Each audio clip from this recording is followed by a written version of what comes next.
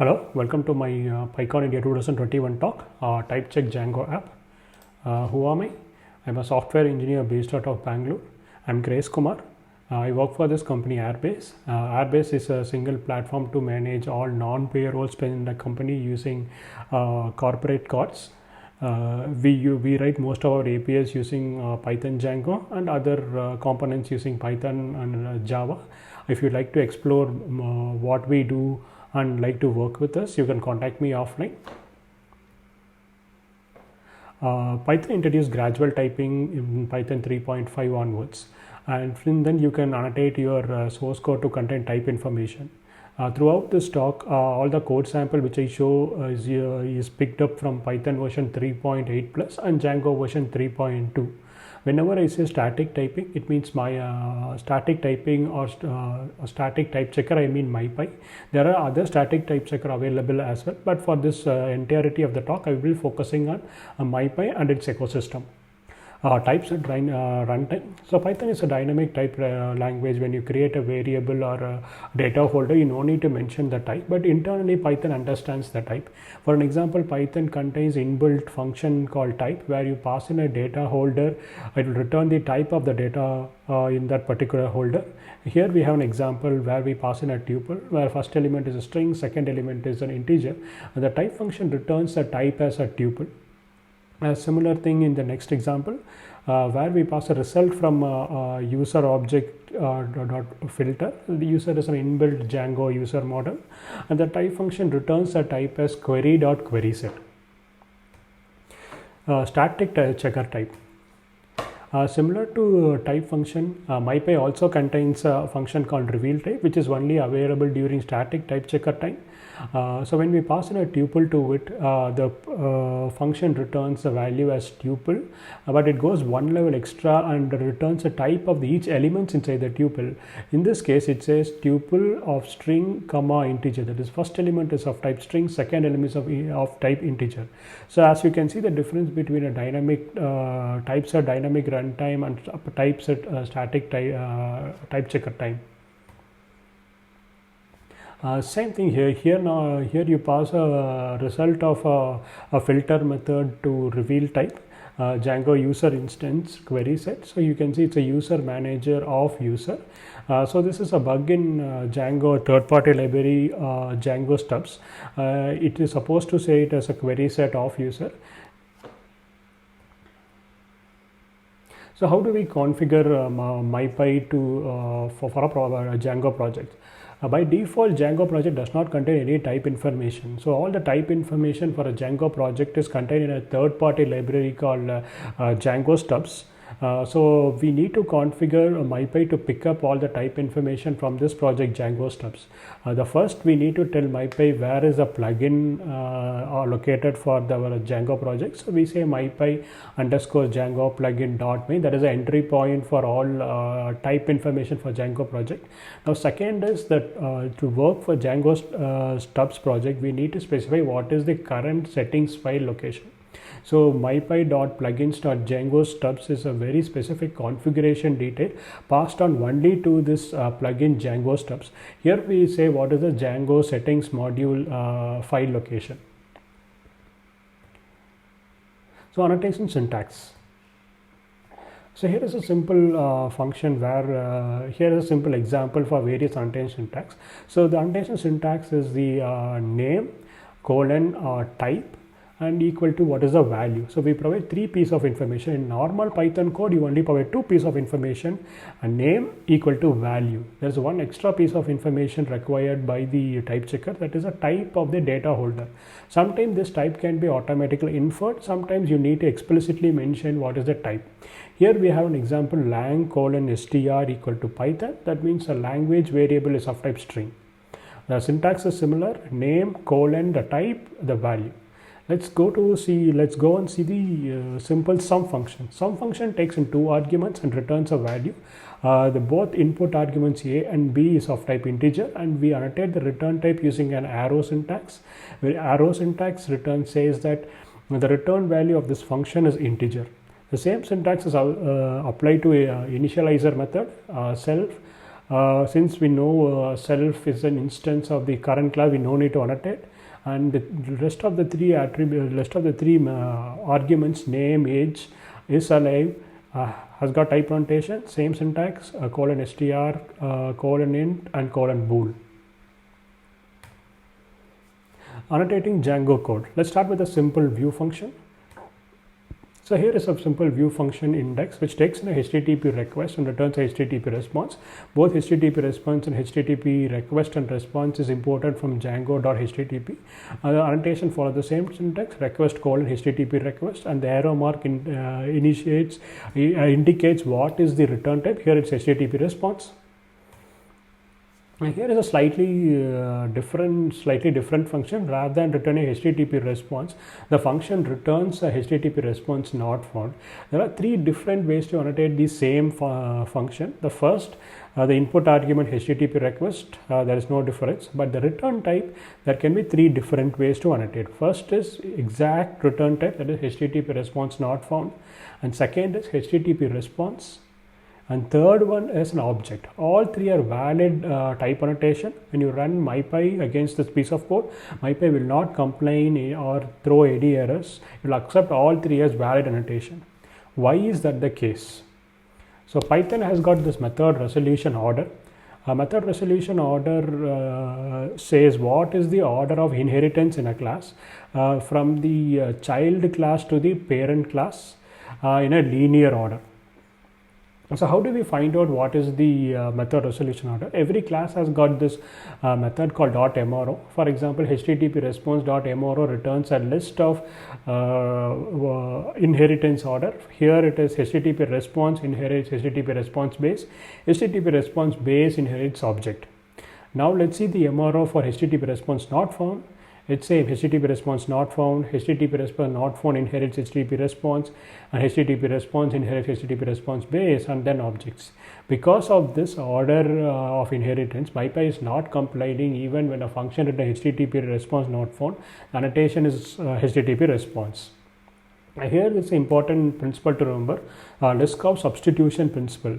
So Liskov substitution principle states that in an object-oriented program, substituting a superclass object reference with an object of any of its subclasses, program should not break.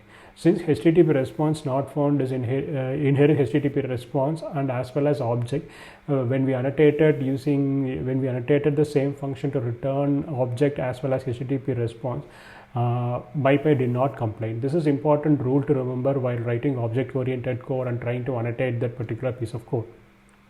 So next is Django models. Let's see a simple create example to create a Django instance. We have a simple Django model question which has got two explicit field, question text of character field, pub date of datetime field. And here is a function create question which takes in an argument question text of type string and returns a question. So what does it do? It creates a question instance and calls a question.say and returns QS, right? Here is a simple way to annotate a instance. Whenever a function returns an instance, you annotate with a class name, which means like it is of type, it is of instance of this particular class. Next is using read method in Django. So we have a simple function called getQuestion which takes in a question text and filters a question model based on that question text and returns a first matching instance. So getQuestion takes an argument question text of type string and returns question. When you try to run this code against MyPy complains with one error. The first error is incompatible return value type optional of any expected question. So what is MyPy saying here is that dot first method can return none value or any value. Any value here means a model instance, optional means none. So none is a possible value, but we are confidently saying to MyPy that the return type is question. So now how do we fix this error? There are two solutions. The first way is to annotate like as MyPy said, say that return type is either optional or question. There is no way to directly say none of question. So what we do is we import from the typing module, from typing import optional. This says like either the return type is optional or a question instance This is exactly what MyPy was saying. This is the one method. Second method is we can say that we can modify MyPy config to understand this difference. So there is a option in MyPy called strict underscore optional is equal to false. Basically, MyPy contains a lot of configuration options to work in different modes like strict mode, lenient mode. In this case, what we can tell is we can tell MyPy to be a bit lenient. A bit lenient here we say whenever a function returns a none value, treat it as an instance. So we don't have to explicitly say optional of question. Whenever you say as question, MyPy will not complain. Filter method.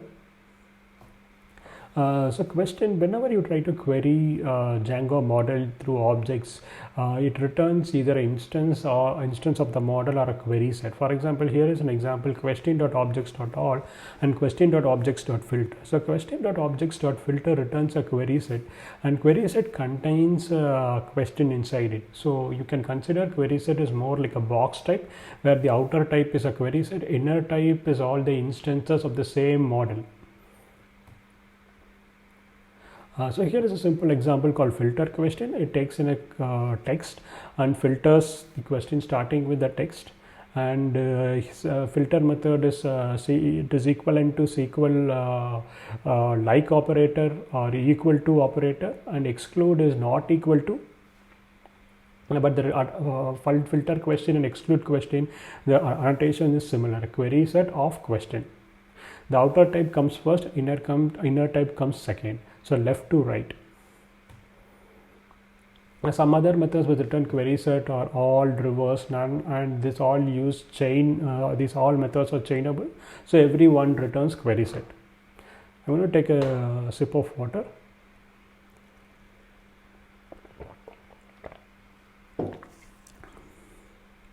Next is aggregate method. Now here is a simple example with two models. One is a publisher model. Publisher model got one explicit field, name of character field, and book model has got 6 explicit fields: 1 name of character field, pages of integer field, price of decimal field, rating is of float field, publisher is of foreign key to the publisher model, publish date is of date field. Now here is a simple example of an aggregate function. Aggregate basically tries to compress the data in a table or in a result set into a single value. Here we have a function called getAverage function. We need to add type annotation to this function. What getAverage function does is it finds the average book price in the book model. So when we try to execute this function, we get the return type. We get the return value as average price and a decimal value, and you can see average price is equal to average of price. So here what we do is average price becomes the key of the result, and the value which is returned by the SQL aggregate function is contained in that dictionary as a value. So how do we annotate this particular piece of function? We know its return type is dict, so we say dict. So a dictionary contains a key and value. We need to specify the value for the type for key as well as for the value. So key comes first. So type of the key is string. So we add it as string, and comma, and we add it as a decimal as a return value. The value of the value in the dictionary. Next is annotate method. So annotate method is a method where it is the equivalent of annotate method in SQL is a group by query. So in this case we want to count the number of books published by the publisher. So count by publisher is a simple function which annotates the number of books by the publisher. It returns name and the number of books. Here is a simple function. Let's see that how the output is. So we call in the function in the list comprehension. You can see like each item in the list is a dictionary. Name penguin num books as 2, name vintage num books as 1. This is how the result looks. Now let's try to write create a simple function which consumes the count by publisher in a modified form and try to access some of the attributes. Here we have two functions. One is count by publisher and print pub. The count by publisher annotates the publisher model, and the print pub consumes the result by count by publisher and applies some sort of filtering on top of it and prints the result. let's get into the logic of printpub. So when printpub is called with an num books is greater than 0, what it does, it filters the result and prints the publisher based on the number of books filter, else it returns the results returned by the count by publisher.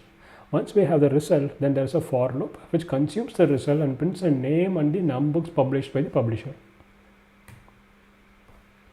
Here is an example. When you call the printpub function, it returns Penguin to vintage 1. The result looks similar. Now let's try to annotate this function.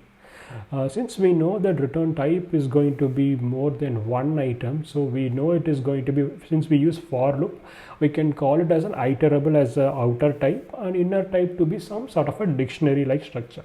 Since we know the key in advance, we can use a special special type called typedict from typing module. We say class of published book count. We are giving some custom name to the dictionary. We can name is the key and the values type is string. Num books is the key and the value is integer. We can only use typedict when the key is of type string. Now let's try to run this code against MyPy. So when you run this code against MyPy, you will see two errors. The first error says incompatible return values query set of any expect iterable of published book count. That is, MyPy says that, hey, this is supposed to return query, that is the function is supposed to return a query set of model, but whereas the annotation says it's iterable of published book count. And the second error, it says like if the filter method in printpub has no attribute, does not have attribute filter, that is the return result of the count by publisher, which is of the type iterable of book a published book count, does not have a method called filter. Now let's see how we can fix these two errors. So the first is very clear. MyPy is indicating that the return type is of query set of publisher. Let's try to add that as a return type to count by publisher. Now once you add that particular piece of annotation to the source code and you run MyPy, MyPy now says MyPy complains only one error, that is publisher has no attribute num books. That's interesting. The first error is disappeared. Second error is publisher has no attribute num books. If you recall from the previous slide, publisher model had only one explicit field name. But now we are trying to access the instance of this publisher item.numbooks. Now MyPy was able to understand that there is a new dynamic attribute numbooks which has got no type information in the publisher model. Now if you know how Django works, Django dynamically adds this query expression result to the result query set, and because of that, even though the attribute is not declared while during model declaration, it is able to add that field to the model and return to the result. Because of this, now MyPy is unable to find type information for numbooks and it is actually saying it is not present. Now how do we fix this error? Actually, this is a bug in Django stubs project because of how the internals of this works. But there is a way to fix this. We'll see how to fix this. The first thing is there is a construct called type checking. If type checking block is there, and what happens when MyPy is run, and this particular block, if type checking is executed only during MyPy execution time. And this won't be executed during Python runtime calls. That is, when you run the program using Python interpreter, it does not invoke. But when you run using MyPy static type checker, this block is invoked. So in the if type checking block, we will add a new class type publisher which inherits publisher. That means it will have a name attribute. Now we will declare a new attribute called numbooks of type integer, and we'll make the class meta, that is, will make the class as abstract class. That means there won't be any model created for this class. Now we will change the annotation to count by publisher return type. That is, rather than saying query set of publisher, it will return query set of type publisher. And now MyPy will not complain because it can satisfy both the condition. Right, first error was count by publisher is returning query set of type publisher, awesome. Second is item.numbooks, which was missing from publisher, is right now is declared in type publisher, and MyPy is happy to infer the type, and it will not complain about any type mismatch or missing types. And so far we have seen how we can annotate certain parts of the Django code. Now in the rest of the talk we'll see some of the tools to get started when you have no type annotations in your project. So PyAnnotate. So PyAnnotate is a Python library to infer the static type checks from dynamic runtime. That is, we can run your Python code using PyAnnotate, and it will infer the type hints during the function call, invocation, or during the Python calls, and it will store it in annotation file, and later you can use the annotation information to annotate the source code. And this particular PyAnnotate library also has got a PyTest wrapper, where you can use that PyTest annotate wrapper to run your test cases and infer the types during test time, and use that information to annotate the source code. Let's see a simple demo or simple workflow. So here is a simple Django view function which has got no type annotation. Now let's try to write some test case. Now we have a view function. Now we have a simple test case which calls in the view and passes some data to it. And now when you run this code against PyTest in the following way, you specify your Django settings module, you specify the which file to run, and you add one extra input argument, annotate output, on the location to the JSON file, annotations.json file, where would you like to store the info annotations during the test run. And now what would happen is once a test run is complete, you will see an annotation.json file. The syntax is looks something similar, something like this. You have list of annotations, and each item inside the list is dictionary which contains a type annotation for one particular code component.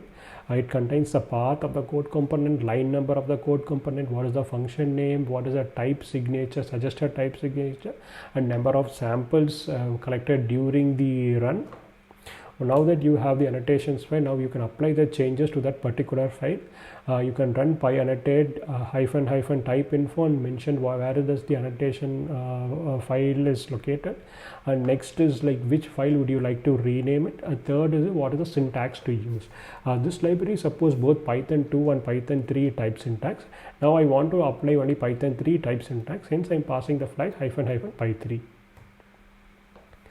So now the modified file looks like this. Now the file has got a type annotation both for the function input and for the function output, and it automatically added the inputs, the imports for this type annotation. Even though it's not smart to group the similar imports together, but it is able to add all the relevant import statement. One thing you would notice in here is the function annotation for the request argument is WSGI request, not HTTP request. This is a shortcoming of how Django tests are run. In general, it will be in HTTP request in production. So you can modify, you need to actually look into the type annotation and see it is correct or not, but it helps you to get started from 0 to an X percentage of a type annotation in a small amount of time. Some of the learning resource. One of the resources Python typing chaos. So chaos means in Buddhist concept a riddle.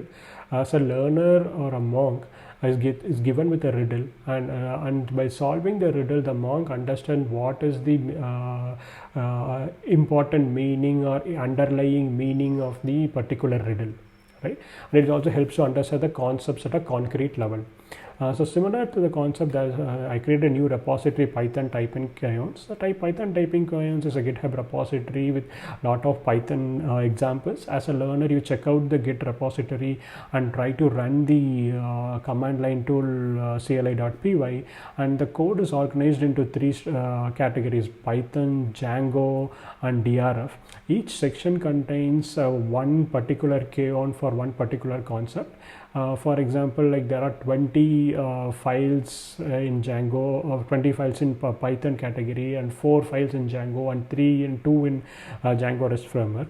As a learner, you will open the file and see the Python code. All the Python code are legit code, and the Python file may contain type annotation, or some of the code components will have no type annotation. As a learner, you will run the file like say Python CLI.py1 and the file name, and what will happen is like the CLI.py file will run a static type checker and display all the errors. Now that, for example, in this screen you see a file and it has got 3 type annotation. As a learner, what you would do is like you understand what is a type annotation errors, and you try to fix the errors. For example, there is no what to say, like the type annotation for a function, so you go and add a type annotation function and rerun the command line tool. Now the command line tool will say there are 2 errors. Now again you repeat the process. By repeating the process and solving one error at a time, by end of this exercise you will come to know how this particular piece of gradual typing concept works, and by solving more examples like this you get a very higher level understanding of Python typing in general. So far this repository only supports Python and Django REST framework. It covers like 85% of the concepts in all of these 3 categories. Thank you for attending my talk. In case if you'd like to get in touch with me, these are my social media handle and email ID. Thank you.